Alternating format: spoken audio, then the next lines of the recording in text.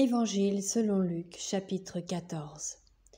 Jésus étant entré un jour de sabbat dans la maison de l'un des chefs des pharisiens, pour prendre un repas. Les pharisiens l'observaient, et voici un homme hypodropique était devant lui. Jésus prit la parole et dit aux docteurs de la loi et aux pharisiens, « Est-il permis ou non de faire une guérison le jour du sabbat ?» Ils gardèrent le silence. Alors Jésus avança la main sur cet homme, le guérit et le renvoya. Puis il leur dit, « Lequel de vous, si son fils ou son bœuf tombe dans un puits, ne l'en retirera pas aussitôt le jour du sabbat ?»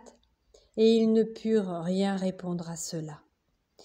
Il adressa ensuite une parabole aux conviés, en voyant qu'ils choisissaient les premières places, et il leur dit, « Lorsque tu seras invité par quelqu'un à des noces, ne te mets pas à la première place, de peur qu'il n'y ait parmi les invités une personne plus considérable que toi, et que celui qui vous a invité l'un et l'autre ne vienne te dire « cède la place à cette personne-là ». Tu aurais alors la honte d'aller occuper la dernière place. Mais lorsque tu seras invité, va te mettre à la dernière place, afin que quand celui qui t'a invité viendra, il te dise « Mon ami, monte plus haut ». Alors cela te fera honneur devant tous ceux qui seront à table avec toi, car quiconque s'élève sera abaissé, et quiconque s'abaisse sera élevé. Il dit aussi à celui qui l'avait invité, « Lorsque tu donnes à dîner ou à souper, n'invite pas tes amis, ni tes frères, ni tes parents, ni des voisins riches, de peur qu'ils ne t'invitent à leur tour et qu'on ne te rende l'appareil. Mais lorsque tu donnes un festin, invite des pauvres, des estropiés, des boiteux, des aveugles, et tu seras heureux de ce qu'ils ne peuvent pas te rendre l'appareil, car elle te sera rendue à la résurrection des justes. » Un de ceux qui étaient à table, après avoir entendu ces paroles, dit à Jésus, « Heureux celui qui prendra son repas dans le royaume de Dieu. » Et Jésus lui répondit, « Un homme donna un grand souper, et il invita beaucoup de gens. À l'heure du souper, il envoya son serviteur dire aux conviés, « Venez, car tout est prêt. » Mais tous, unanimement, se mirent à s'excuser. Le premier lui dit, « J'ai acheté un champ, et je suis obligé d'aller le voir. Excuse-moi, je te prie. » Un autre dit, « J'ai acheté 5 paires de bœufs, et je vais les essayer. Excuse-moi, je te prie. » Un autre dit, « Je viens de me marier, et c'est pourquoi je ne puis aller. » Le serviteur de retour rapporta ces choses à son maître.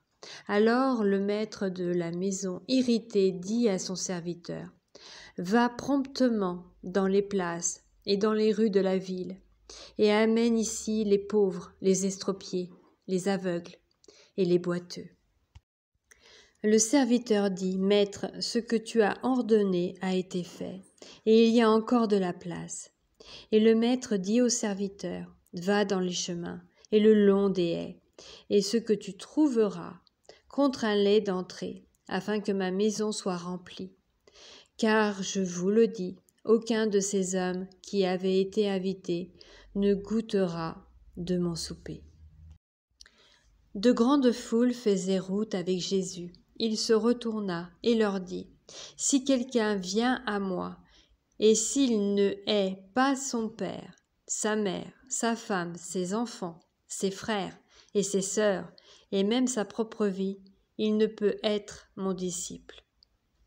Et quiconque ne porte pas sa croix et ne me suit pas, ne peut être mon disciple.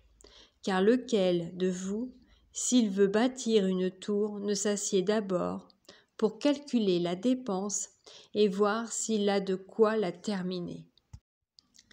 de peur qu'après avoir posé les fondements, il ne puisse l'achever, et que tous ceux qui le verront ne se mettent à le railler, en disant cet homme a commencé à bâtir, et il n'a pu achever. Ou quel roi, s'il va faire la guerre à un autre roi, ne s'assied d'abord pour examiner s'il peut avec 10 000 hommes marcher à la rencontre de celui qui vient l'attaquer avec 20 000?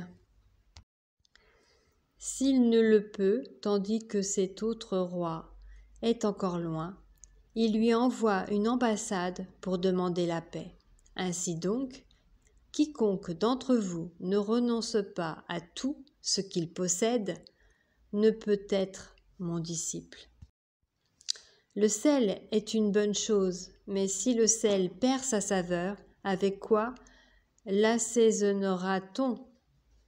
Il n'est bon ni pour la terre, ni pour le fumier, on le jette dehors.